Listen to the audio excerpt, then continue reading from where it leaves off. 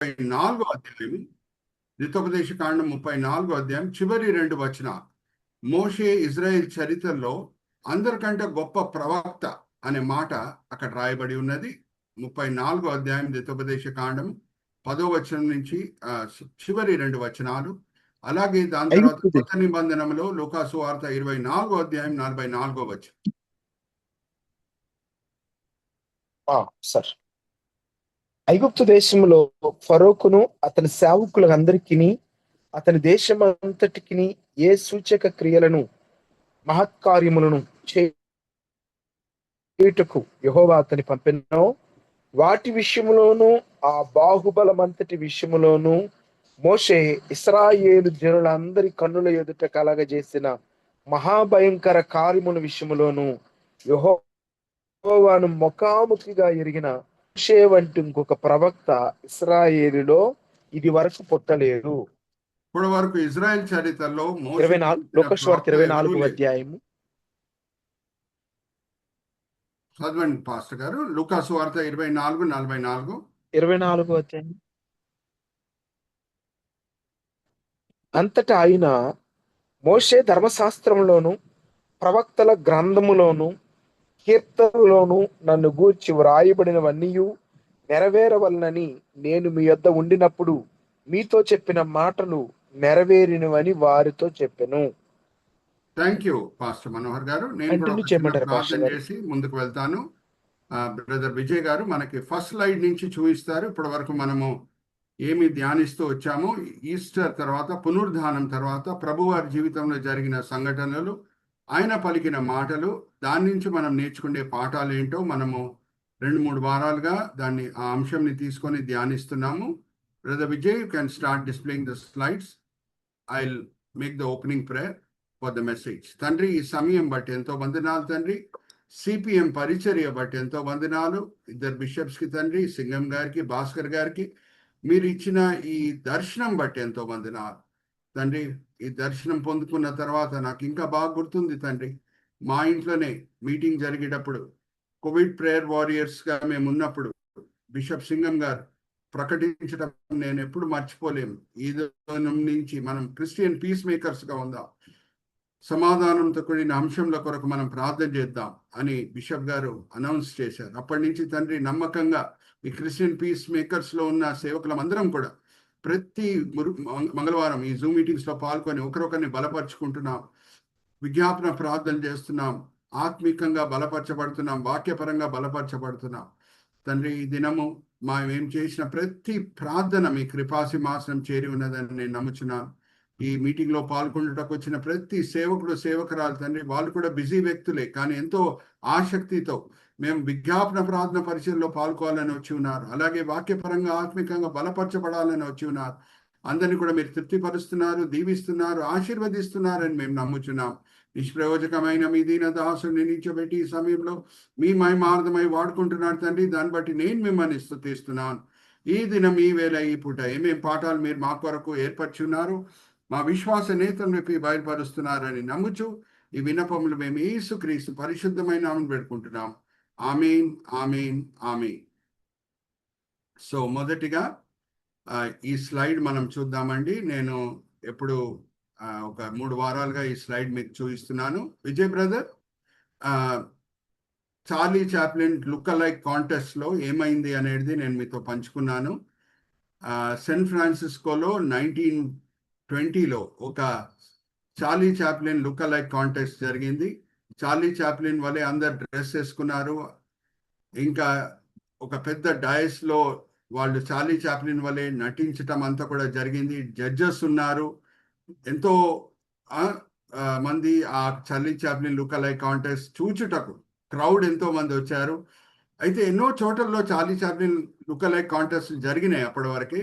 కానీ శాన్ ఫ్రాన్సిస్కోలో జరిగినప్పుడు original Charlie Chaplin ఎవరికి కనిపించకుండా, ఎవరికి తెలవకుండా ఆయన కూడా ఈ కాంటెస్ట్లో పాల్గొన్నాడనే మాట నేను మీతో పంచుకున్నానండి.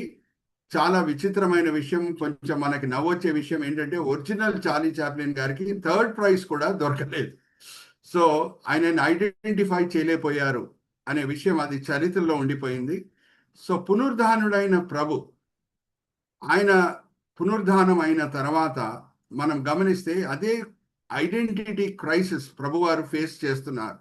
నేను మిమ్మల్ని ఒక ప్రశ్న అడుగుతున్నానండి, మీరు అన్మ్యూట్ చేసుకొని జవాబు ఇవ్వండి. సమాధి తోటలో మగ్ధలేన మరియ యేసుక్రీస్తు ప్రభువారిని తోటమాలి అనుకుందా, లేకపోతే యేసుక్రీస్తు ప్రభువారు అనుకుందా? అన్మ్యూట్ చేసుకొని చెప్పండి. తోటమాలి సార్. తోటమాలి అనుకుంది. అలాగే ఇమాయు గ్రామం వైపు నడుచుకొని వెళ్ళిన ఇద్దరు శిష్యులు ప్రభువారిని వెంటనే గుర్తుపట్టారా, లేకపోతే భోజనం అప్పుడు కూర్చున్నప్పుడే గుర్తుపట్టారా? అన్మ్యూట్ చేసుకొని చెప్పండి. భోజనాలు సార్. భోజనం అప్పుడే గుర్తుపట్టారు, కానీ అప్పటి వరకు గుర్తుపట్టలేదు. దాని తర్వాత మనం నెక్స్ట్ స్లైడ్ కి వెళ్దాము. Vijay brother, let us see the next slide.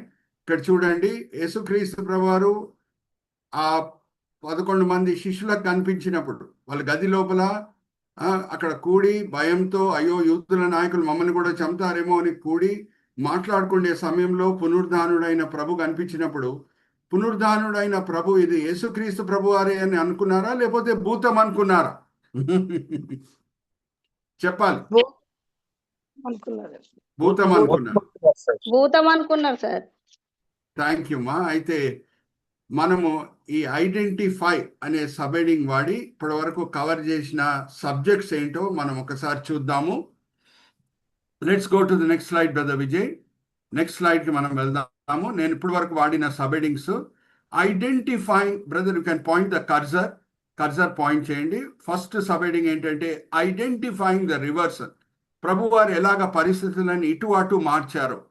ఇప్పటి వరకు సాతానుడు మరణం అనే ఆయుధంని వాడి ప్రజల మనసులో మరణం పట్ల ఎంతో భయం పుట్టించాడు. కానీ యేసుక్రీస్తు ప్రభువారు ఎప్పుడు పునరుద్ధానుడై మరణం మీద విజయం పొంది బయటికి వచ్చారో, సాతానుడు ఆయుధమైన మరణంనే వాడి ప్రజల మనసులో భయం అనేది తీసివేసేశారు. ఇప్పుడు ఒక క్రైస్తవుడు హతసాక్షిగా చనిపోవడానికి ఆయన మనసులో ఏ భయం కూడా ఉండదు. ఎందుకంటే పునరుద్ధానము ప్రతి క్రైస్తవుని మనసులో శుభప్రదమైన నిరీక్షణ పుట్టిస్తుంది కాబట్టి.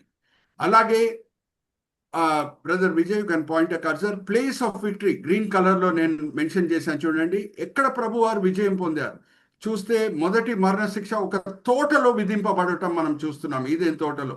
నువ్వు దుమ్ము నుంచి వచ్చావు, తిరిగి దుమ్ముకే చేరుతావు అనే మాట మొదటిగా ఒక తోటలో మనకు వినిపిస్తున్నది. అయితే పరమ తండ్రి సంకల్పం చొప్పున కుమారుడైన యేసుక్రీస్తు ప్రభువారు ఒక తోటలో పునరుద్ధానుడై నిత్య జీవం గ్యారంటీగా క్రైస్తవులకి చెందుతుంది చూపిస్తున్నారు. Hallelujah, praise the lord. So place of victory, ప్రభువారు ఎక్కడ పునరుద్ధానం పొందారంటే ఒక మైదానంలో కాదు, ఒక అరణ్యంలో కాదు, కానీ ఒక తోటలో. ఎందుకంటే ఒక తోటలో మరణశిక్ష మొదట్లో విధింపబడితే మరి దేవుని చిత్తం ప్రకారంగా నిత్య జీవంని సూచించే పునరుద్ధానం కూడా ఇంకొక తోటలో జరగాలి. ఇదంతా కూడా మనం చూసాము. సెకండ్ సబ్హెడింగ్కి మనం వద్దాం Vijay brother. Identifying the cause and effect. ప్రభువారు మొదటి ఈస్టర్ దినం నుంచే పునరుద్ధాన శక్తి పొందలేదు. ఆయన మొదటి నుంచే పునరుద్ధానుడు అనే మాట మనము యోహాను సువార్త 11వ అధ్యాయం 24వ వచనం నుంచి 26వ వచనంలో మనం చూసుకున్నాం. మార్తాతో ప్రభువారు పలికిన మాటలు. ఇంకా లాజర్ సమాధి దగ్గర అందరు కలిసి వెళ్ళలేదు. ఆ సమయంలోనే ప్రభువారు ఏమంటున్నారంటే, నేనే పునరుద్ధానము, నేనే జీవం.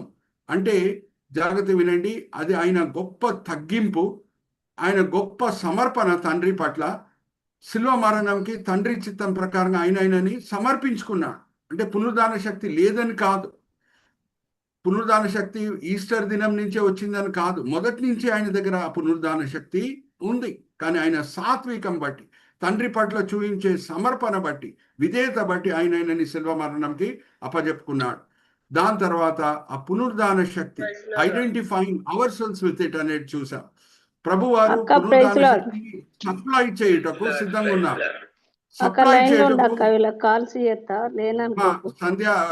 సంధ్యారాణి గారు అన్మ్యూట్ చేసుకోండి అమ్మా, మ్యూట్ చేసుకోండి అమ్మా.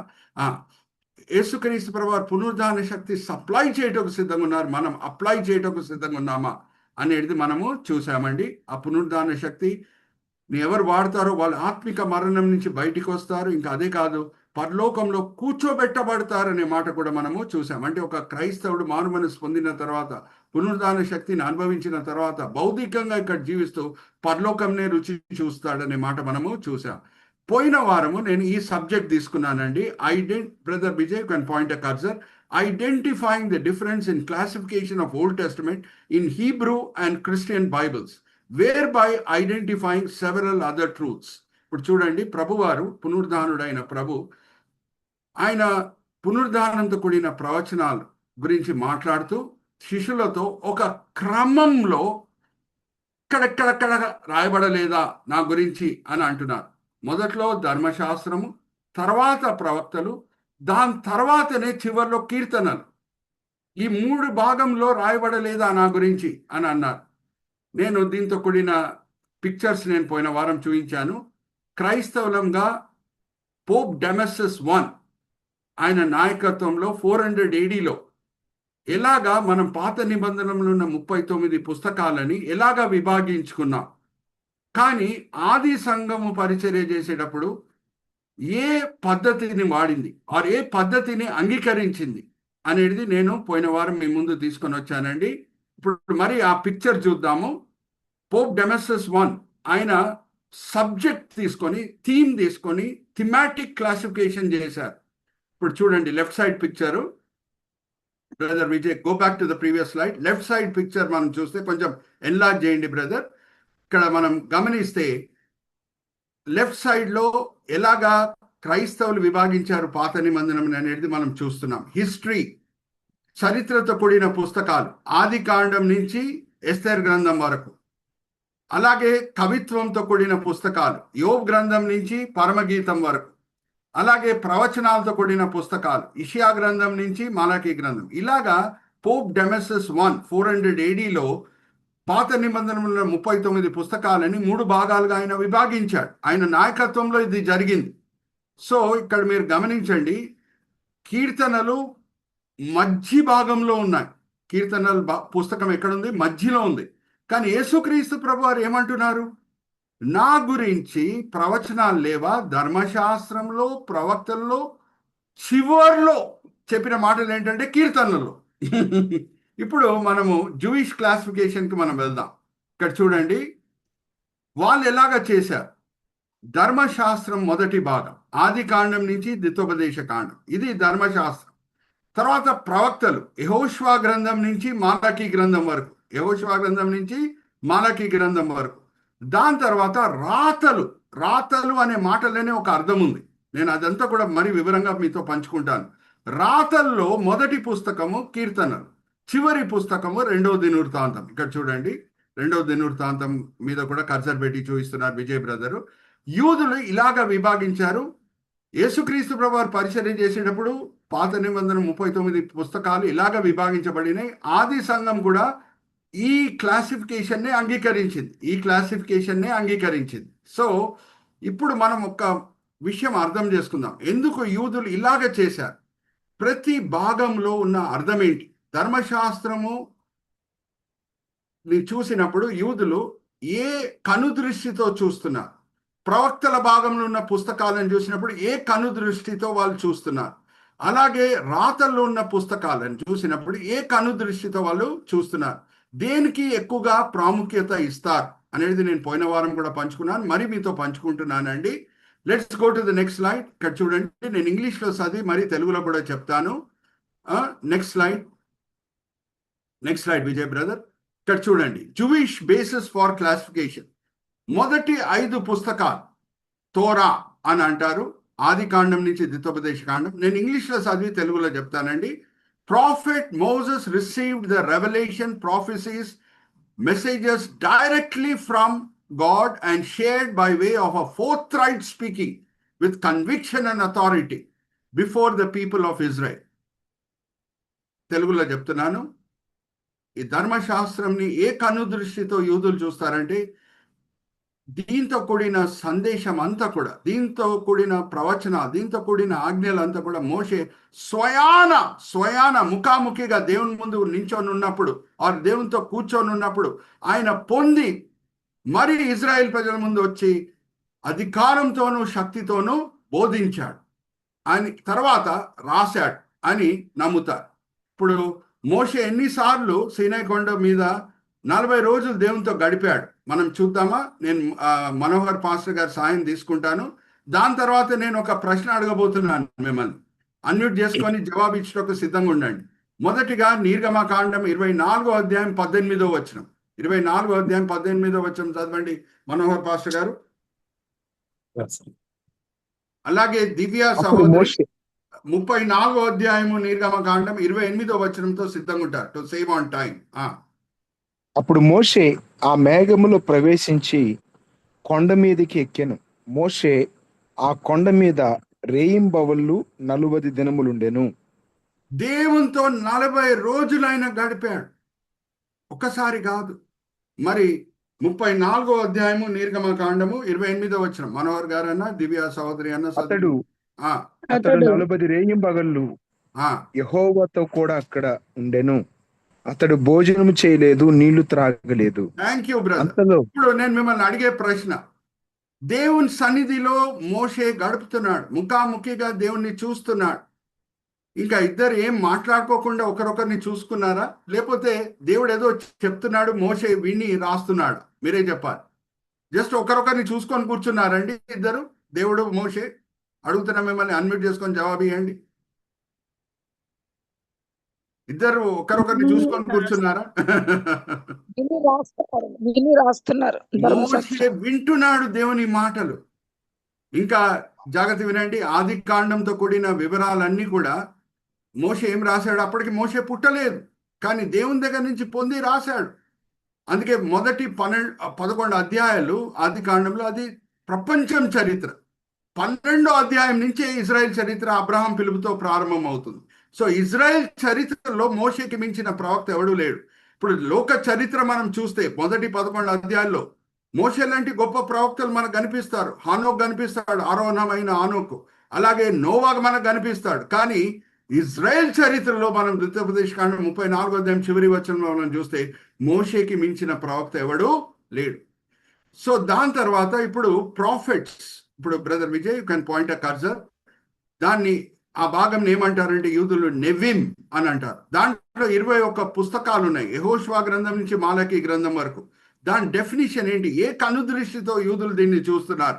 Profits received the prophecies messages by way of dreams, visions and divine inspiration. ఇది ముఖాముఖిగా చూసి పొందిన సందేశాలు కాదు, కానీ దర్శనముల చేత, కళల చేత, దేవుని ప్రేరేపణ చేత పొందిన సందేశాలు. Spoke out the prophecies by way of a forthright address, speaking with conviction and authority in front of the Israeli public with the preceding words, "Thus says the Lord," and later wrote down these prophecies and messages. దేవుని దగ్గర నుంచి పొందిన సందేశాలు, ప్రవచనాలు అధికారంతో, శక్తితో యూదుల ముందు నించొని ఇది యెహోవా వాక్కు అని చెప్పి పలికి, దాని తర్వాత వాళ్ళు ఆ ప్రవచనాలు, ఆ సందేశాలు ఏమి ఇజ్రాయేలీలతో పలికారో వాళ్ళు రాశారు. అవన్నీ కూడా ఈ 21 పుస్తకాలు సూచిస్తున్నాయి. ఈ 21 పుస్తకాల్లో ఈ సందేశాలు, ఈ ప్రవచనాలు ఉన్నాయి. వీళ్ళు పలికారు, తర్వాత రాశారు. జాగ్రత్త వినండి, ఈ మాటలు గుర్తుపెట్టుకోండి. ఆ మాటలు మొదట్లో పలికారు, తర్వాత రాశారు. ఓకే, ఇప్పుడు మూడో భాగంకి మనం వస్తే రాతలు. రాతలు అనే మాటలనే ఒక అర్థం ఉంది.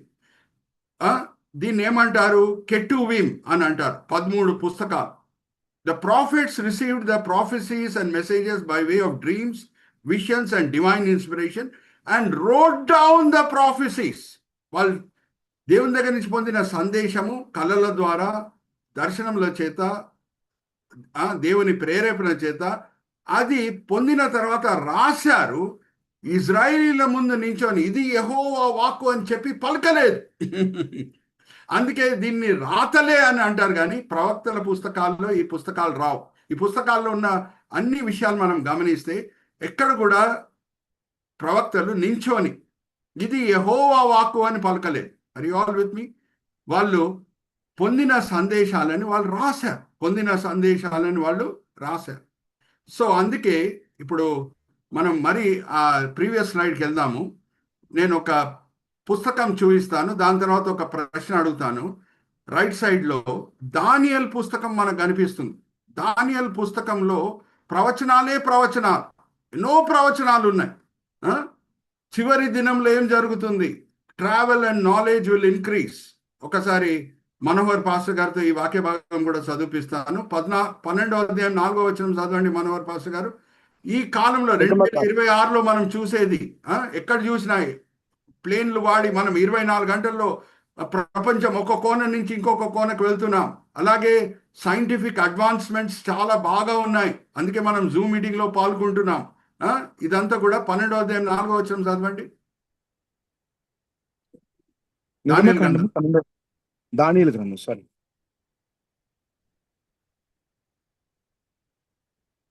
మనోహర్ పాస్టర్ గారు. సార్ చదువుతున్నాను సార్. 12వ అధ్యాయము 4వ వచనము. దానియేలు, నీవు ఈ మాటలను మరుగు చేసి అంత్యకాలము వరకు ఈ గ్రంథమును ముద్రింపుము. చాలా మంది నలుదిశలా సంచరించినందున తెలివి అధిక మగును అని నాతో మాట్లాడు గబ్రియేలు అతడు చెప్పెను. Thank you. Travel and knowledge will increase. English లో మనం చదివితే travel and knowledge will increase. ఇంకా ఎన్నో ప్రవచనాలు ఉన్నాయి దానియేలు గ్రంథంలో. జస్ట్ ఇది ఒక్క ప్రవచనం మీ ముందు తీసుకొని వచ్చాను. ఇప్పుడు నేను మిమ్మల్ని అడుగుతున్నా, దానియేలు గ్రంథము రాతల భాగంలో ఉందా, ప్రవక్తల భాగంలో ఉందా? అన్మ్యూట్ చేసుకొని జవాబు ఇవ్వండి. దానియేలు గ్రంథము ఇప్పుడు మనం చూసాం కదా, 3వ భాగం ప్రవక్తల భాగంలో ఉందా, రాతల భాగంలో ఉందా? ప్రవక్తల భాగం సార్. రాతల భాగంలో ఉంది. ఎందుకంటే దానియేలు ఆ దర్శనముల ద్వారా, కళల ద్వారా పొందిన ప్రవచనాలు, సందేశాలు ఆయన ఇజ్రాయెల్ ప్రజల ముందు నించొని ఇది యెహోవా వాక్కు అని చెప్పి పలకలేదు. ఆయన బాబిలోన్లో ఉన్నాడు అప్పుడు. ఇంకా ఏమేమి దేవుని దగ్గర నుంచి పొందాడో ఆయన రాశాడు, అంతే, పలకలేదు ఇజ్రాయెల్ ప్రజల ముందు. అందుకు దానియేలు గ్రంథం కూడా ఎక్కడ ఉంది అని అంటే రాతల భాగంలోనే ఉంది, కానీ ప్రవక్తల భాగంలో లేదు. యూదులు, జాగ్రత్త వినండి, మొదటి 2 భాగాలకి ఎంత ప్రాముఖ్యత ఇస్తారో 3వ భాగంకి అంత ప్రాముఖ్యత ఇయ్యరు. మరి చెప్తున్నాను. అందుకే ఒక సందర్భంలో పౌలు, బర్నబా, ఈ వాక్య భాగం నేను చదివిస్తున్నాను మనోహర్ పాస్టర్ గారితో. 13వ అధ్యాయం 15వ వచనం, అపోస్తల కార్యం 13వ అధ్యాయం 15వ వచనము. వాళ్ళు ఎక్కడ వెళ్ళినా సరే, ఆత్మిక దండయాత్రలో ఏ పట్టణంకి వెళ్ళినా సరే మొదటిగా యూదుల సమాజ మందిరంకి వెళ్ళి బోధ చేసేవారు. అక్కడ ఏం జరిగిందో మనం చూద్దాం. ఆ వాక్య భాగం చదివించిన తర్వాత నేను ఒక ప్రశ్న అడగబోతున్నాను మిమ్మల్ని. 13వ అధ్యాయం 15వ వచనం చదవండి మనోహర్ పాస్టర్ గారు. ధర్మశాస్త్రమును ప్రవక్తల లేఖనములను చదివిన తరువాత సమాజ మందిరపు అధికారులు, సహోదరులారా, ప్రజలకు మీరు ఏదైనా బోధవాక్యము చెప్పవలనని ఉన్న ఎడల చెప్పుడని వారికి వర్తమానము చేసిరి. నేను మిమ్మల్ని అడిగే ప్రశ్న, ధర్మశాస్త్రం భాగం నుంచి చదివారు, ప్రవక్తల భాగం నుంచి చదివారు, రాతల భాగం నుంచి చదివినట్టు మనకు అనిపిస్తుందా? Yes or no? No sir. No, right, correct Manohar pastor గారు. ఎందుకంటే యూదులు ప్రతి శనివారము సమాజ మందిరంలో కూడినప్పుడు ఈ 2 భాగం నుంచి ఉన్న పుస్తకాలు ఏమేమి ఉన్నాయో, ఈ 2 భాగాల్లో ఏమేమి పుస్తకాలు ఉన్నాయో అక్కడి నుంచి చదువుతారు. కానీ కొన్ని ప్రత్యేకమైన సందర్భాల్లో, హాలిడేస్లో, పండుగల్లో కీర్తన గ్రంథం నుంచి 2వ దినవృత్తాంతం వరకు కూడా చదువుతారు. జాగ్రత్త వినండి. కానీ ఎంత ప్రాముఖ్యత మొదటి 2 భాగాలకి ఇస్తారో అంత ప్రాముఖ్యత 3వ భాగంకి ఇయ్యరు. అయితే జాగ్రత్తగా వినండి. అందుకే యేసుక్రీస్తు ప్రభువారు కూడా ఆయన మత్తయి సువార్త 7వ అధ్యాయం 12వ వచనం, అది కూడా మనోహర్ పాస్టర్ గారితో చదివిస్తున్నాను. ఆయన కొండ మీద ప్రసంగం చేసేటప్పుడు ఒక మాట అంటారు. Let's go to the next slide Vijay brother, next slide. ఇక్కడ చూడండి, మత్తయి సువార్త 7వ అధ్యాయం 12వ వచనము, లెఫ్ట్ సైడ్ లో ఇంగ్లీష్ లో కూడా ఉంది. కావున మనుషులు మీకు ఏమి చేయవాలని మీరు కోరుదురో అలాగుననే మీరును వారికి చేయుడి. ఇది ధర్మశాస్త్రమును ప్రవక్తల ఉపదేశమునై ఉన్నది. నేను మరి మిమ్మల్ని ఒక ప్రశ్న అడుగుతున్నాను. ప్రభువారు నోటి నుంచి వచ్చిన మాటలు, ఇది ధర్మశాస్త్రము ప్రవక్తల పుస్తకాల్లో ఉన్న సారాంశం అని ప్రభువారు అంటున్నారు. రాతలని అన్నారా? అడుగుతున్నా మిమ్మల్ని. లేదు సార్, అనలేదు. సో యూదులకి ఈ 2 పుస్తకాలు చాలా ముఖ్యమైనవి. ఈ రెండు భాగంలో ఉన్న పుస్తకాలు చాలా ముఖ్యమైనవి. అందుకని వాళ్ళు కీర్తన గ్రంథం నుంచి 2వ దినవృత్తాంతం దేవుని దగ్గర నుంచి పొందిన పుస్తకాలు కావని వాళ్ళు అట్లా అనట్లేదు. కానీ ఎంత ప్రాముఖ్యత మొదటి 2 భాగాలకి ఇస్తారో మూడో భాగంకి అంత ఇయ్యరు. మరీ చెప్తున్నా, కీర్తన గ్రంథం నుంచి 2వ దినవృత్తాంతం కూడా దేవుని దగ్గర నుంచే మేము పొందామని నమ్ముతారు. మనం కూడా నమ్మాలి, మనం కూడా అన్ని కూడా చదవాలి, అన్ని చదివి మనం మేలు పొందాలి. కానీ మనం కొత్త నిబంధనలో ఉన్న కొన్ని వాక్య భాగములు సరిగా అర్థం చేసుకోవాలి అని అంటే యూదులు ఎలాగ విభాగించారు వాళ్ళ బైబిల్ అనేది మనకు తెలిసి ఉండాలి. అప్పుడు కొత్త నిబంధనలో ఉన్న కొన్ని వాక్య భాగములు మనకి ఇంకా సులభంగా అర్థమవుతాయి. ఎందుకంటే కొత్త నిబంధనలో రాసిన వాళ్ళందరూ కూడా డాక్టర్ లూక్ కాకుండా అందరు కూడా యూదులే. ఇంకా ఎక్కువ వరకు అప్పుడు చదివింది కూడా సువార్తలన్నా పత్రికలన్నా జూయిష్ కస్టమ్స్ ఏంటో అనేది మనకు తెలుసుంటే కొత్త నిబంధన కూడా మనకి సులభంగా అర్థమవుతుంది. So understanding other empty portions in a better way ఎప్పుడు వీలవుతుంది అంటే యూదులు ఎలాగా విభాగించారని తెలుసుకున్నప్పుడు. We have to identify that truth. యేసుక్రీస్తు ప్రభు పునరుద్ధానుడైన ప్రభు ఏ క్రమంలో పలికారో అనేది మనం అర్థం చేసుకుంటే కొత్త నిబంధనలు ఉన్న వేరే వాక్య భాగములు మనకి అర్థమవుతాయి. ఇది నేను పోయిన వారం కూడా పంచుకున్నాను. కొంచెం మంది లేరు లాస్ట్ వీక్, అందుకే మరి నేను గుర్తు చేస్తున్నాను. Let's go to the next slide.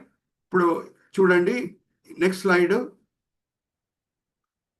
యేసుక్రీస్తు ప్రభువారు ని వెంబడించిన శిష్యులు వాళ్ళు ఏ ఆశలతో వెంబడిస్తున్నారు? అందరు కూడా యేసుక్రీస్తు ప్రభువారు మెస్సయ్య అని తెలుసు. పేతురు, యోహాన్, యాకోబు, అరే మెస్సయ్య వచ్చాడు, ఆయన రాజ్యం స్థాపించబోతున్నాడు, మేము ఉన్నతమైన చోటలో ఉంటాం ఆయన రాజ్యంలో. పేతురు అనుకొని ఉండొచ్చు నేను ఫైనాన్స్ మినిస్టర్ ఉంటాను. యోహాన్ అనుకొని ఉండొచ్చు నేను డిఫెన్స్ మినిస్టర్ ఉంటాను. యాకోబు అనుకొని ఉండొచ్చు నేను హోమ్ మినిస్టర్గా ఉంటానని. So next slide brother Vijay గారు, నెక్స్ట్ స్లైడ్కి వెళ్దామా? ఇక్కడ చూడండి, రూపాంతరం కొండ. మనోహర్ పాస్టర్ గారు 16వ అధ్యాయము యోహాను సువార్త 21వ వచనం చదువుతారు. ఓన్లీ 21వ వచనము. తర్వాత పేతురు ఎలాగా స్పందిస్తున్నాడు అది మాత్రం చదువుతారు. దాని తర్వాత మనం ముందుకు వెళ్దాం. స్త్రీ ప్రసవించినప్పుడు మత్తయి సువార్త 16వ అధ్యాయం 21వ వచనం నుంచి. 16వ అధ్యాయం 21వ వచనం నుండి చదువుతున్నాను. అప్పటి నుండి తాను యెరూషలేమునకు వెళ్ళి పెద్దల చేతను ప్రధాన యాజకుల చేతను శాస్త్రుల చేతను అనేక హింసలు పొంది చంపబడి 3వ దినమున లేచుట అగత్యమని యేసు తన శిష్యులకు తెలియజేయ మొదలు పెట్టగా అంటే అప్పటి వరకు చెప్పలేదన్నమాట. మొదలు పెట్టగా చదవండి బ్రదర్. పేతురు ఆయన చేయి పట్టుకుని, ప్రభువా, అది నీకు దూరమగును గాక, అది నీకెన్నడూను కలగదని ఆయనను గద్దింపసాగెను. చూడండి, వాళ్ళ హోప్స్ అన్ని డాష్ అయిపోతున్నాయి. ఎందుకంటే అప్పటి వరకు యేసుక్రీస్తు ప్రభువారు మెస్సయ్యాన్ని వెంబడించారు, కానీ యేసుక్రీస్తు ప్రభువారు మెస్సయ్యగా వచ్చి పాపుల కొరకు చనిపోవాలి, క్రయధనం చేయాలి, ఇదంతా కూడా వాళ్ళకి తెలియదు. సో వాళ్ళు కంప్లీట్గా డిస్కరేజ్ అయిపోతున్నారు, డిస్ఓరియంట్ అయిపోతున్నారు. పేతురు సహించలేకపోతున్నాడు, జీర్ణం చేసుకోలేకపోతున్నాడు. ప్రభా, ఇదంతా కూడా నీకు లభించకూడదు అని అంటున్నాడు. అందుకు వెంటనే ఈ సంఘటన అయిపోయిన తర్వాత రూపాంతర కొండ మీద వీళ్ళని తీసుకొని వెళ్తున్నాడు, పేతురు, యోహాను, యాకోబుని, యేసుక్రీస్తు ప్రభువారు. జాగ్రత్త వినండి. ఈ సంఘటన అయిపోయిన తర్వాతనే ఈ శిష్యులందరూ కూడా చాలా డిస్కరేజ్డ్ స్టేట్ ఆఫ్ మైండ్లో ఉన్నప్పుడే ఆ సమయంలోనే 6 రోజుల తర్వాత రూపాంతర కొండ మీద ప్రభువారు వాళ్ళని తీసుకొని వెళ్ళాను అనే మాట ఉంటుంది. సో నేను దివ్య సహోదరితో కూడా ఈ ఇంగ్లీష్లో కూడా చదివిపిస్తాను. లూకాసు వార్త 9వ అధ్యాయము 31వ వచనం. మోషే, ఎలియా కనిపిస్తున్నారు రూపాంతర కొండ మీద. యేసుక్రీస్తు ప్రభువారు రూపాంతరం పొందినప్పుడు మోషే, ఎలియా కనిపిస్తున్నారు. దావీదు కనిపించట్లేదు, దానియేలు కనిపించట్లేదు, అబ్రహాం కనిపించట్లేదు, యోసేపు కనిపించట్లేదు. వాళ్ళు కూడా గొప్ప విశ్వాస వీరులే. కానీ మోషే, ఎలియానే కనిపిస్తున్నారు. కనిపించి ఏం మాట్లాడుతున్నారు ఒకసారి చదవండి బ్రదర్. 31వ వచనం. వారు మహిమతో అగుపడి ఆయన యెరూషలేములో నెరవేర్చబో నిర్గమమును గురించి మాట్లాడుచుండిరి. యేసుక్రీస్తు ప్రభువారు శిలువ మరణం ఎలాగ పొందాలి, క్రయధనం ఎలాగ చేయాలి, ఈ శిష్యులు వినేటట్లు మాట్లాడుతున్నారు. ఎందుకు మోషే, ఎలియానే రావాలి? ధర్మశాస్త్రం భాగంలో మోషేకి మించిన ప్రవక్త ఎవడు లేడు. అలాగే మనము ప్రవక్తల భాగంకి వస్తే ఎలియాకి మించిన ప్రవక్త ఇజ్రాయెల్ చరిత్రలో ఎవడు లేడు. ఆరోహణమైన ప్రవక్త ఎవడు లేడు. వాళ్ళిద్దరు వచ్చి మరి వీళ్ళని సరి ట్రాక్ లో తీసుకొని రావాలి శిష్యులని. వాళ్ళు వచ్చి ఏం మాట్లాడుతున్నారు? ప్రభువారు యెరూషలేంలో పొందబోయే శ్రమల గురించే మాట్లాడుతున్నారు. ఇప్పటి వరకు వాళ్ళు డిస్కరేజ్ అయిపోయారు కదా ప్రభువారు దీని గురించి చెప్పినప్పుడు. సో వాళ్ళని సరి ట్రాక్ లో మరి తీసుకురావడానికి దేవుడు ఎవరిని పంపిస్తున్నారు? ధర్మశాస్త్రం భాగంలో మోషేకి మించిన ప్రవక్త ఎవడు లేడు, ఆయనను పంపిస్తున్నారు. ప్రవక్తల భాగంలో ఎలియాకి మించిన ప్రవక్త ఎవడు లేడు, ఆయనను పంపిస్తున్నారు దేవుడు. దావీదుని పంపించలేదు, అబ్రహాంని పంపించలేదు, యోసేపుని పంపించలేదు, దానియేలుని పంపించలేదు. Are you all understanding? ఎందుకు వీళ్ళిద్దరే రావాలి?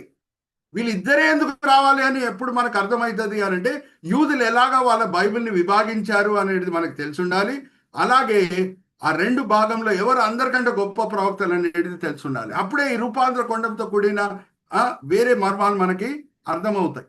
Are you all understanding? So మనం నెక్స్ట్ స్లైడ్ కూడా వెళ్దాము.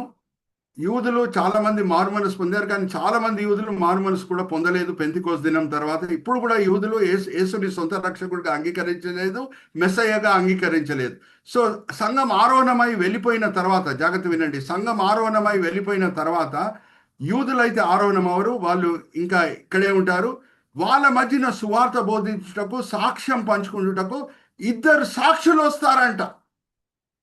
వాళ్ళు ఎటువంటి అద్భుతాలు చేస్తున్నారు? ఆ వాక్య భాగం మనం చదువుకుందాము. ఎటువంటి అద్భుతాలు ఈ ఇద్దరు సాక్షులు చేస్తున్నారు? దాని తర్వాత నేను మిమ్మల్ని ఒక ప్రశ్న అడుగుతాను. 11వ అధ్యాయం ప్రకటన గ్రంథం బ్రదర్, 6-7 వచనాలు చదవండి. 5వ వచనం చదవండి, 5-7. ఎవడైనను వారికి హాని చేయను ఉద్దేశించిన ఎడల వారి నోట నుండి అగ్ని బయలు వెడలి వారి శత్రువును దహించి వేయును గనుక ఎవడైనను వారికి హాని చేయను ఉద్దేశించిన ఎడల అలాగున వాడు చంపబడవలెను. తాము ప్రవచింపు దినములు వర్షము కురవకుండా ఆకాశమును మూయుటకు వారికి అధికారం కలదు. మరియు వారికి ఇష్టమైనప్పుడెల్లా నీళ్లు రక్తముగా చేయుటకును నానా విధములైన తెగుళ్ళతో భూమిని బాధించుటకును. Thank you, enough. నేను మిమ్మల్ని ఒక ప్రశ్న అడుగుతాను. ఆకాశం నుంచి వర్షంని ఆపివేసేస్తున్నారు అని అంటే ఏ ప్రవక్త గుర్తు రావాలి మీకు? చెప్పండి. ఏలియా.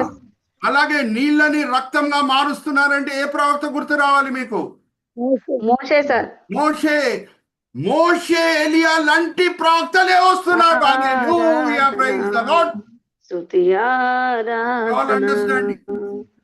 మోషే, ఎలియా లాంటి ప్రవక్తలు వచ్చి యెరూషలేములో నించొని సువార్త బోధించినప్పుడు, యేసువే మెస్సయ్య అని సాక్ష్యం పలికినప్పుడు నేను మిమ్మల్ని ప్రశ్న అడుగుతున్నాను. యూదుల మనసులు మెచ్చపరచబడతాయా, మెచ్చపరచబడవా అడుగుతున్నా.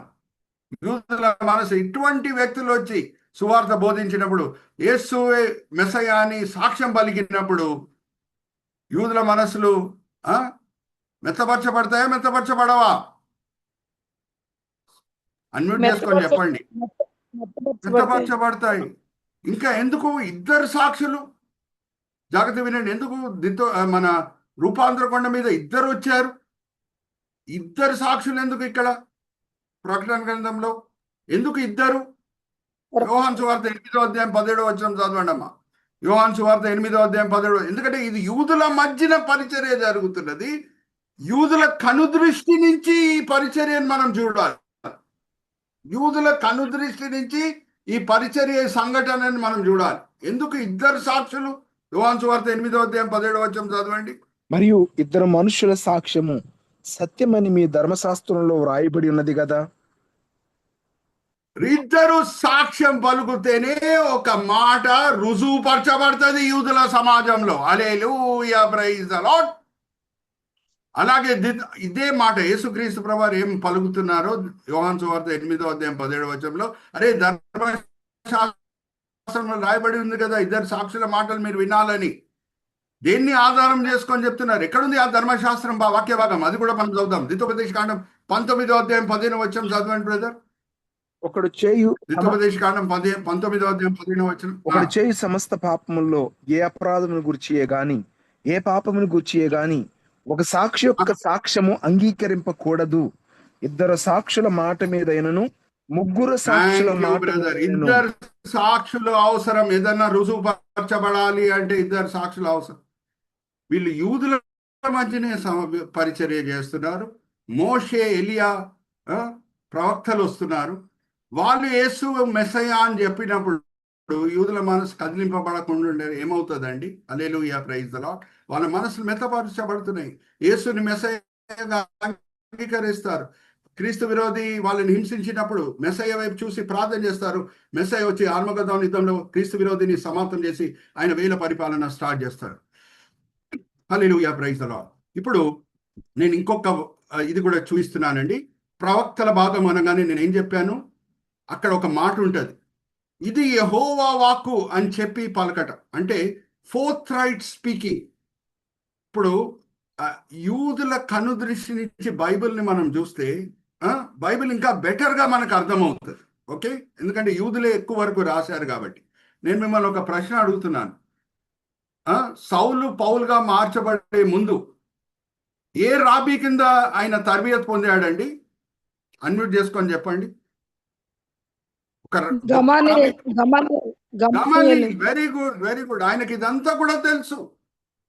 యూదులు దేనికి ప్రాముఖ్యత ఇస్తారు, ప్రవచన అంటే ఏంటి, అంతా కూడా పౌలుకి బాగా తెలుసు. ఓకే, ఇప్పుడు నెక్స్ట్ స్లైడ్కి మనం వెళ్దాం. Next slide Vijay brother. Next స్లైడ్కి మనం వెళ్దామా? Understanding greater significance of prophesying in relation to speaking in tongues. Paul భక్తుడు, గమలీల్ చేత తర్బియత్ పొందిన పౌల్ భక్తుడు, కొరింథు సంఘంకి పత్రిక రాస్తూ మొదటి కొరింథీయులకు రాసిన పత్రిక 14వ అధ్యాయం మొదటి 3 వచనాల్లో ఏం చెప్తున్నాడు ఒకసారి అది మనం అర్థం చేసుకుందాం. యూదా మతంలో, యూదా ధర్మశాస్త్రంలో ప్రవీణుడైన పౌల్ భక్తుడు, గమలీల్ చేత తర్బియత్ పొందిన పౌల్ భక్తుడు ఏమంటున్నాడు? మొదటి కొరింథీయులకు రాసిన పత్రిక 14వ అధ్యాయం మొదటి 3 వచనాలు మనోహర్ పాస్టర్ గారు చదివించండి. ప్రేమ కలిగి ఉండేటకు ప్రయాసపడుడి, ఆత్మ సంబంధమైన వరములను ఆసక్తితో అపేక్షించుడి, విశేషముగా మీరు ప్రవచన వరము అపేక్షించుడి. ఎందుకనగా భాషతో మాట్లాడువాడు మనుషులతో కాదు, దేవునితోనే మాట్లాడుచున్నాడు. మనుష్యుడెవడును గ్రహింపుడు కాని వాడు ఆత్మ వలన మర్మమును పలుకుచున్నాడు. క్షేమాభివృద్ధియు హెచ్చరికయు ఆదరణయు కలుగునట్లు ప్రవచించువాడు మనుషులతో మాట్లాడుచున్నాడు. Continue.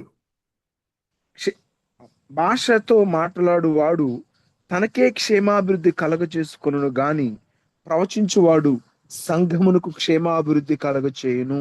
Hallelujah, praise the lord. ఇప్పుడు నేను ఇక్కడ జూయిష్ వర్డ్స్ కూడా వాడుతున్నాను, హిబ్రూ వర్డ్స్ కూడా వాడుతున్నాను. ప్రాఫిసయింగ్ అని అంటే యూదుల భాషలో ప్రాఫిసీ అంటే నాబా. Brother Vijay, point cursor at నాబా. ప్రవచన అని అంటే నాబా అనే వర్డ్, దాని జూయిష్ నొటేషన్ కూడా నేను వాడుతున్నాను. దాని అర్థం ఏంటంటే it's not only four telling but fourth telling. Four telling అంటే ఏంటి? రాబోయే దినంలో ఏం జరగబోతుందని చెప్పటం. దాన్ని ఇంగ్లీష్లో ఏమంటారు? Four telling. రాబోయే దినంలో ఏం జరుగుతుంది. ప్రవచన అని అంటే యూదుల కనుదృష్టి నుంచి మనం చూస్తే అది రాబోయే దినంలో ఏం జరగబోతుంది దాని గురించి చెప్పటమే కాదు, అధికారంతో శక్తితో దేవుని దగ్గర నుంచి పొందిన సందేశం ప్రజల ముందు నించొని పలుకుటయే అదే ప్రవచన. Hallelujah, praise the Lord. It is not only foretelling అండి, ఇట్ ఈస్ ఫోర్త్ టెల్లింగ్. ఇప్పుడు జాగ్రత్త వినండి. పరిశుద్ధాత్మ వరాల గురించి మొదటి కొరింథీయులకు రాసిన పత్రిక 12వ అధ్యాయము 8వ వచనం నుంచి 11వ వచనం. మొదటి కొరింథీయులు 12వ అధ్యాయము ఏమేం వరాలు, 9 వరాలు దేవుడు ఇస్తున్నాడు సంఘంకి, సేవకులకి వాడుటకు, సంఘం క్షేమం కొరకు. ఏమేం వరాలు ఉన్నాయి ఒకసారి మనం చూద్దామా? మొదటి కొరింథీయులకు అధ్యాయం 8వ వచనం నుంచి 11వ వచనం. ఎలాగనగా ఒకనికి ఆత్మ మూలముగా బుద్ధివాక్యమును, మరి ఒకనికి ఆత్మను అనుసరించి జ్ఞానవాక్యమును, మరి ఒకనికి ఆ ఆత్మ వలన విశ్వాసమును, మరి ఒకనికి ఆ ఒక్క ఆత్మ వలన స్వస్థపరచు వరములను, మరి ఒకనికి అద్భుత కార్యములు చే శక్తియు, మరి ఒకనికి ప్రవచన వరమును, మరి ఒకనికి ఆత్మల వివేచనయు, మరి ఒకనికి నానావిధ భాషలను, మరి ఒకనికి భాషల అర్థము చెప్పు శక్తియు అనుగ్రహింపబడి ఉన్నవి. ఆయనను ప్రవచన వరము, హల్లెలూయా, ప్రైజ్ ద లార్డ్. ప్రవచన వరము అని అంటే ఏంటి? ఇప్పుడు బిషప్ సింగం గారు ఆయన సంఘంలో చెంగిచర్లలో రాబోయే దినంలో ఏం జరగబోతుందో అది చెప్పకుండానే అధికారంతో, శక్తితో దేవుని దగ్గర నుంచి పొందిన సందేశము ఆయన సంఘ సభ్యుల ముందు నించొని మాట్లాడుతున్నారంటే that is also prophesying. Hallelujah, praise the Lord. మనం సేవకులంగా మన సంఘాల ముందు నించొని దేవుని దగ్గర నుంచి పొందిన సందేశాలు అధికారంతోను, శక్తితోను, పరిశుద్ధాత్మ అభిషేకముతోను పలికినప్పుడు రాబోయే దినం గురించి చెప్పటమే కాదు, రాబోయే దినంలో ఏం జరగబోతుందో అది చెప్పటమే కాదు, శక్తితోను, అధికారంతోను, ఆత్మాభిషేకంతో దేవుని దగ్గర నుంచి పొందిన సందేశం మన సంఘాల ముందు నించొని పలికినప్పుడు అది కూడా ప్రవచననే. Hallelujah, praise the Lord. That is what Paul had in mind. You can understand New Testament better when you know who has written it and what is his mindset. Are you all understanding? యూదులు ఎలాగా చూసేవారు ప్రతి దాన్ని అని మనం అర్థం చేసుకుంటే కొత్త నిబంధనలు ఉన్న కొన్ని వాక్య భాగములు మనకి ఇంకా సులభంగా అర్థమవుతాయి. సో అందుకు పౌలు భక్తుడు ఏమంటున్నాడంటే అన్య భాషల్లో మాట్లాడటం మంచిదే, అది ఆపివేయకండి, అది వ్యక్తిగతంగా మీకు అది మేలుకరంగా ఉండొచ్చు, కానీ సంఘము కంప్లీట్గా ఫుల్ సంఘం మేలు పొందాలంటే ప్రవచించే వరమే మీరు కోరుకోండి. Hallelujah, praise the Lord. Are you all understanding? So ప్రవచన అంటే ఏంటి? రాబోయే దినంలో ఏం జరగబోతుందో అది చెప్పటమే కాదండి, అధికారంతోనూ, శక్తితోనూ. అందుకే ఆ ప్రవక్తల భాగం, ఆ పుస్తకం, ఆ ప్రవక్తల భాగం అనే ఉంది కదా, రెండో భాగము. ఆ ప్రవక్తల భాగంలో ఉన్న పుస్తకాలు యెహోషువ గ్రంథం నుంచి మాలాకీ గ్రంథం వరకు, మరీ చెప్తున్నా, యెహోషువ గ్రంథం నుంచి మాలాకీ గ్రంథం వరకు ఆ ప్రవక్తల భాగంలో ఉన్న శ్రేష్టత ఏంటి?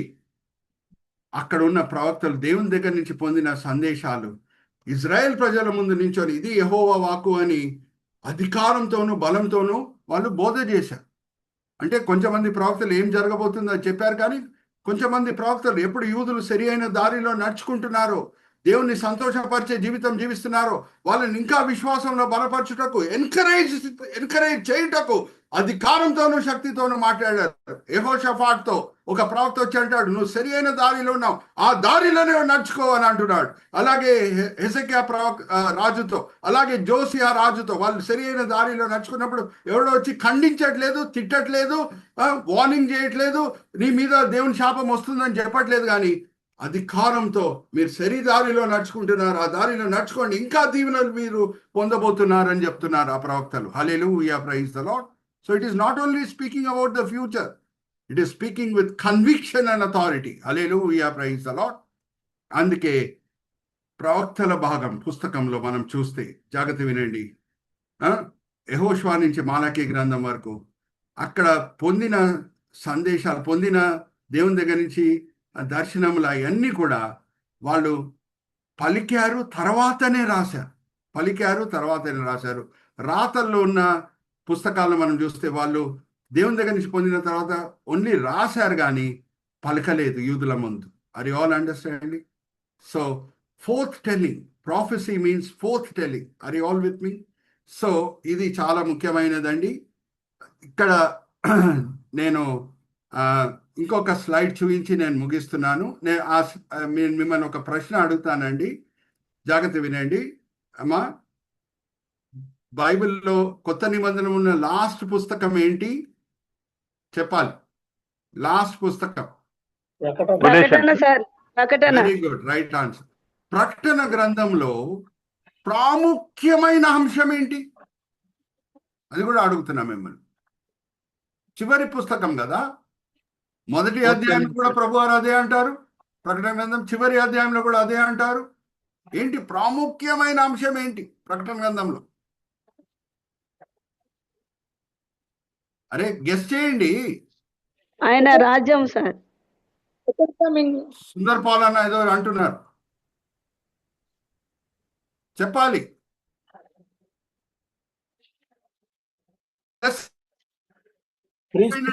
ఏంటి? ఆరోహణం, సంఘం ఆరోహణం. 1వ అధ్యాయం నుంచి చివరి అధ్యాయం వరకు మనం చూస్తే మనం ఈ లోకంకి చెందిన వాళ్ళం కాదు. మన పౌరస్థితి పరలోకంలో ఉంది. ప్రభువారు వచ్చి మనల్ని పరలోకంకి తీసుకొని వెళ్తున్నారు. పైకి రండి అని అంటారు. పైకి రండి అని అంటారు. ఇప్పుడు ఇదే క్రమము, ఏది పాత నిబంధనది యూదులు ఆచరించారు అదే ఉండుంటే అక్కడ చివరి పుస్తకం 2వ దినవృత్తాంతం ఎలాగ ఎండ్ అవుతుంది అనేది మనం చూద్దాం. ఓకే, ఇది నేను చూపించేసి ముగిస్తున్నాను ఈరోజు. Let's go to the next slide. అమ్మా దివ్య, కేజేవి వర్షన్ లో ఈ వాక్య భాగం చదవమ్మా. కేజేవిలో నేను కూడా చదువుతాను. దివ్య ఉంది, ఇంగ్లీష్ లో చదువుతుంది. 2వ దినవృత్తాంతం 36వ అధ్యాయము 23వ వచనం. 2వ దినవృత్తాంతం 36వ అధ్యాయము 23వ వచనము. వీలైతే విజయ్ బ్రదర్ మనకి కేజేవి వర్షన్, ఒరిజినల్ వర్షన్ లో ఆ స్క్రిప్చర్ పోర్షన్ కూడా చూపించడానికి ట్రై చేస్తారు. నేను కూడా ఇక్కడ పబ్లిష్ చేశాను, చూపించాను. చదివితే కూడా బాగుంటుంది. దివ్య, కేజేవి ఉందామా? దివ్య, అలాగే Vijay brother, can you show KJV version? Sir chapter చెప్పండి. చాప్టర్ 2వ దినవృత్తాంతం 36వ అధ్యాయం 23వ వచనం. Second Chronicles. ఓకే, సెకండ్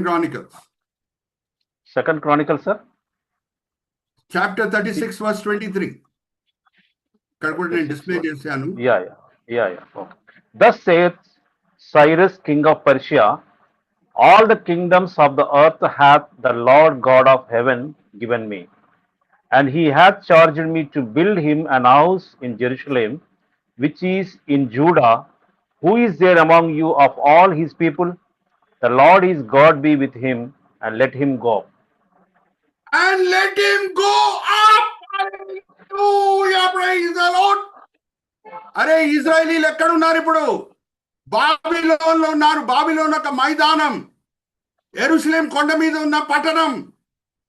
వాళ్ళ పౌరస్థితి బాబిలోన్లో లేదు, వాళ్ళ పౌరస్థితి యెరూషలేంలో ఉంది. కోరేష్ రాజు ఏమంటున్నాడు? మీ పౌరస్థితి ఇక్కడ లేదు, పరలోకంలో మీ పౌరస్థితి యెరూషలేంలో ఉంది, పైకి వెళ్ళండి. హల్లెలూయా, ప్రైజ్ గాడ్. Amen. ఇంకా ద్వితోపదేశ కాండం 4వ అధ్యాయం మొదటి వచ్చిన, ప్రకటన గ్రంథం 4వ అధ్యాయం మొదటి వచ్చిన. Brother Vijay, please show that slide. ఇక్కడ చూడండి, ప్రభువారు ఏమంటారు సంఘంతో ఆరోహణమయ్యే సమయంలో. ఇక్కడ చూడండి, మరి బ్రదర్ కూడా చక్కగా చూస్తున్నారు. Thus says the Cyrus, king of Persia, all the kingdoms of the earth has the Lord God of heaven given to me, and he had charged me to build him the house in Jerusalem, which is in Judah. Who is there among you, all of his people? The Lord his God be with him, and let him go up. Hallelujah, praise the Lord. ఇంకా brother Vijay, please show this slide also. ప్రకటన గ్రంథం 4వ అధ్యాయం మొదటి వచనం, right side నేను పెట్టాను చూడండి. ఎటువంటి పిలుపు వస్తున్నది?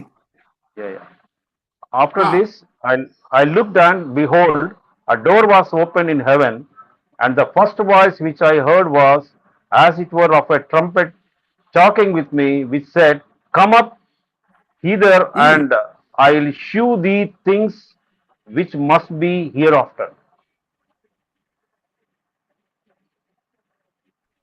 నేను చదువుతున్నాను, easier understanding. After these things I looked up, and behold, a door standing open in heaven was seen. And the first voice which I heard was like a trumpet speaking with me, saying, Come up here, and I will show you the things which must take place. Come up here. Hallelujah, praise the Lord. Go up. Praise God. మన పౌరస్థితి ఎక్కడ ఉంది? ఈ లోకంలో లేదు, పరలోకంలో ఉంది.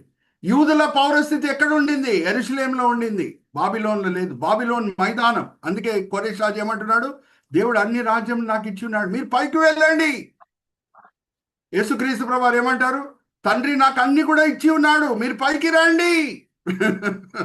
అది understanding.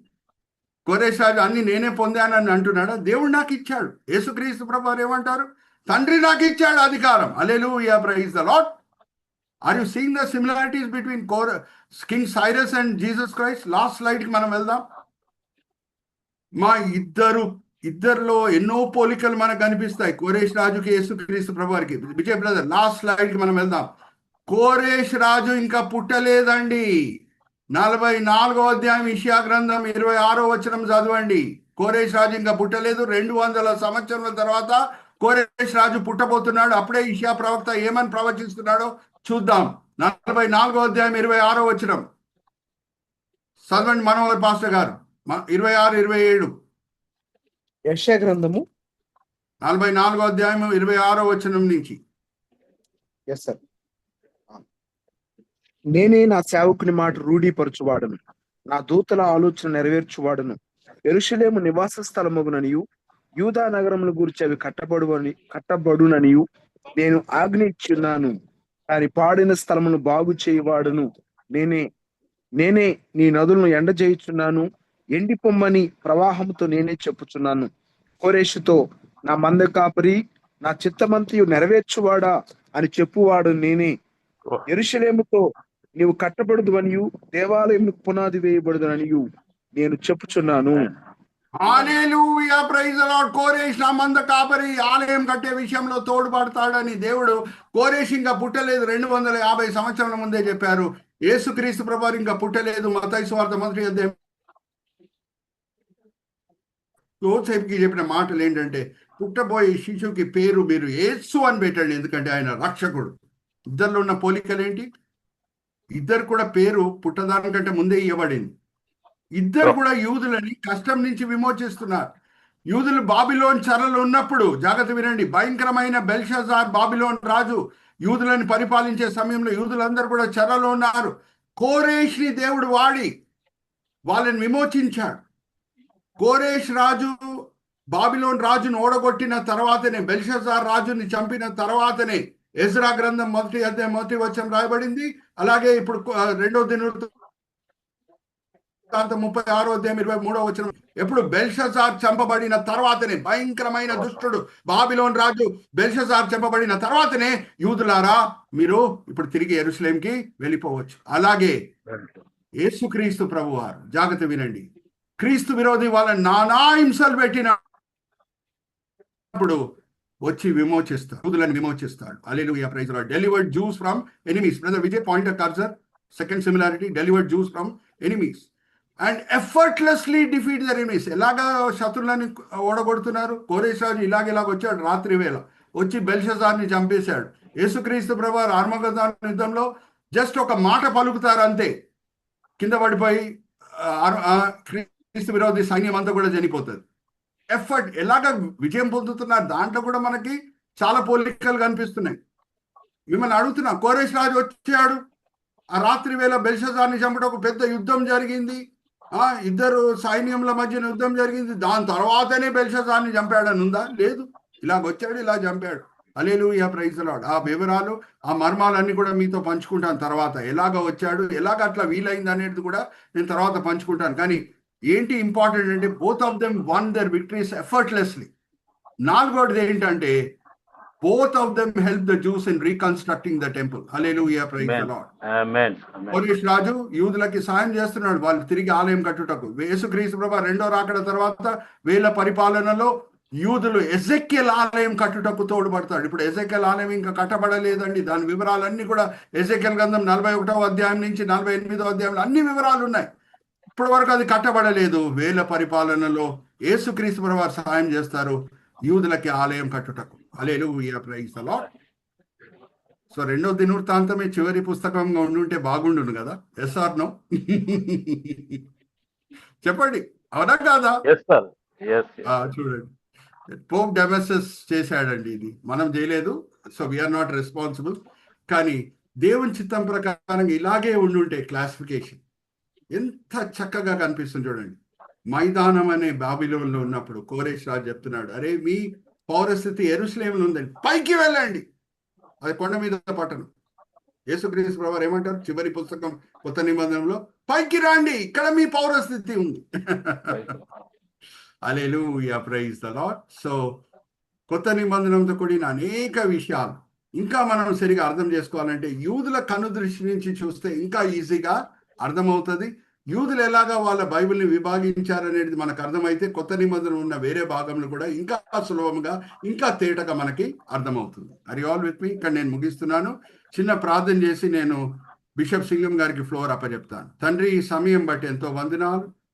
ఇక్కడ చేరిన ఈ జూమ్ మీటింగ్ లో చేరిన ప్రతి పార్టిసిపెంట్ బట్టి ఎంతో వందనాలు తండ్రి. వాళ్ళు కూడా బిజీ వ్యక్తులే, వాళ్ళ వాళ్ళ పనిలో వాళ్ళ సేవలో వాళ్ళు ఉండొచ్చు. కానీ ఎంతో తగ్గింపుతో, ఎంతో ఆసక్తితో, వాక్యపరంగా ఆత్మికంగా మేము బలపరచబడాలని వచ్చి ఉన్నారు. ఆశ కలిగిన ప్రాణంని మీరు తృప్తిపరిచే దేవుడై ఉన్నారు. అందరినీ కూడా మీరు తృప్తిపరచున్నారు, దీవించున్నారు, ఆశీర్వదించున్నారని మేము నమ్ముచున్నాం. బిషప్ సింగం గారికి, బిషప్ భాస్కర్ గారికి మీరు ఇచ్చిన గొప్ప దర్శనం బట్టి ఎంతో వందనాలు. వాళ్ళు లేకుండా ఉంటే తండ్రి ఈ జూమ్ మీటింగ్స్ జరగవు. వాళ్ళు పొందిన ప్రేరేపణతో ఇది నడిపిస్తున్నారు. ఇద్దరిని కూడా దీవించండి, ఆశీర్వదించండి. రాబోయే దినంలో కూడా తండ్రి సిపిఎం మినిస్ట్రీ చేత మీరే మహిమ పొందండి. అందరు పార్టిసిపెంట్స్ ఆత్మిక మేలు పొందేటట్లు మీ కృప చూపించండి. ఈ విన్నపములు మేము యేసుక్రీస్తు పరిశుద్ధమైన నామములో వేడుకుంటున్నాం. ఆమేన్, ఆమేన్, ఆమేన్.